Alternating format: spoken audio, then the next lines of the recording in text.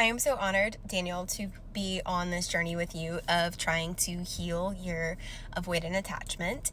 And I definitely resonate with having a chaotic childhood. Although I think that my family did the best that they could, it was chaotic. And I had a parent who was absent from before I was even born.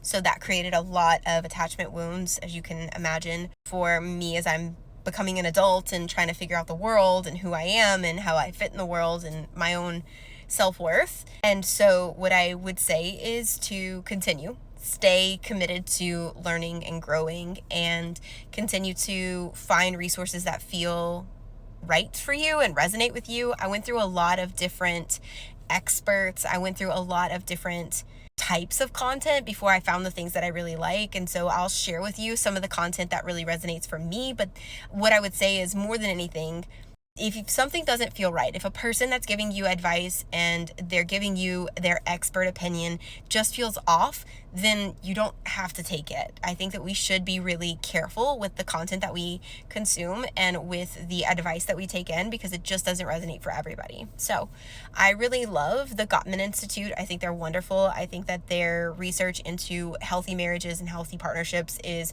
phenomenal.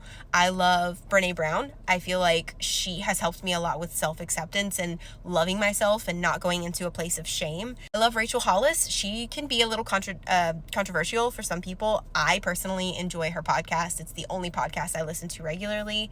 I also really like Gabor Mate. I think that even though he specifically talks about addiction, which I don't have any experience with, he talks also a lot about shame, similar to Brene, and how we disconnect from people whenever we are feeling a lot of shame toward ourselves. And so I think he's one of the most comforting, wonderful souls, and I really, really enjoy his content. And then after that, I would say that I just kind of found a collection of different accounts on whatever social media the platform I find myself on, and I'm just really careful with when I am choosing to consume any type of content. Is this content that makes me feel good? Is it healthy and respectful to that person? Are they complaining, or are they talking about being a victim or having this negative outlook on life?